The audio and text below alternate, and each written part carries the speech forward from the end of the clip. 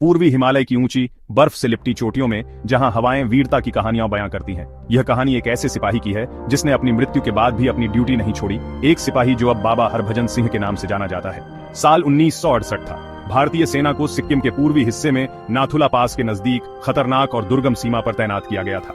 भारत और चीन के बीच तनाव बढ़ रहा था और भारतीय सेनाओं को विश्व के सबसे कठिन क्षेत्रों में से एक में चौकस रहने का आदेश था। इस दौरान एक अद्वितीय नायक का उदय हुआ। हरभजन सिंह, जो 23वीं पंजाब रेजिमेंट में सिपाही थे, अब इतिहास के पन्नों में अपनी जगह बनाने जा रहे थे। वे बहादुर, अनुशासित और पूर्वी हिमालय की कठोर परिस्थितियों में अपनी ड्यूटी के प्रति समर्पित थे। यह क्षेत्र अपनी ठंडी हवाओं और अनिश्चित मौसम के लिए कुख्यात था। एक दिन हरभजन सिंह अपनी नियमित गश्त पर नाथुला पास के पास गए। यह गश्त ही उनकी आखिरी यात्रा साबित हुई।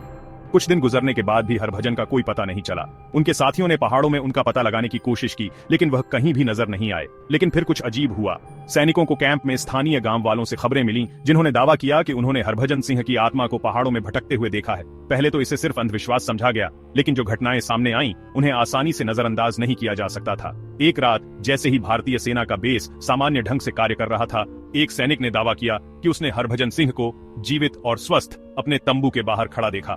वह पूरी वर्दी में थे। उनका चेहरा गंभीर था, लेकिन उनकी उपस्थिति ऐसी थी कि वह सम्मान उत्पन्न करती थी। हरभजन ने कथित तौर पर उस सैनिक से कहा कि वह गश्त के दौरान मारे गए थे, लेकिन वे अब भी अपनी साथी सैनिकों की रक्षा करने के लिए अपनी जिम्मेदारी निभा रहे हैं। हरभजन ने कहा, मैं अब आपके साथ शरीर से नहीं हूँ, लेकिन मैं हमेशा आपका सिपाही रहूंगा।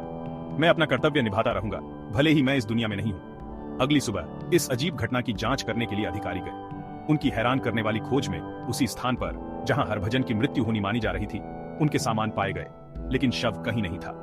यह रहस्यमय घटना सभी के लिए हैरान करने वाली थी, और तब से बाबा हरभजन सिंह की किंवदंती ने जन्म लिया। लेकिन यह कहानी यहीं खत्म नहीं हुई। समय के साथ साथ और भी अजीब घटनाएं घटित हुई।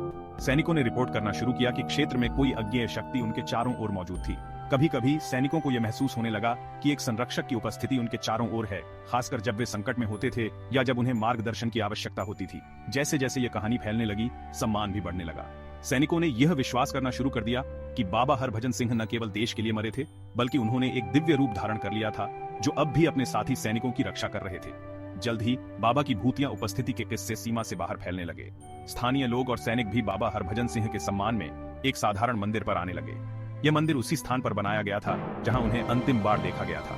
बाबा हरभजन सिंह का मंदिर अब एक तीर्थ स्थल बन चुका था, जहां सैनिक सुरक्षा और आशीर्वाद के लिए आते थे। उनका यूनिफॉर्म मंदिर में रखा जाता है और हर साल इस मंदिर को विशेष सम्मान दिया जाता है।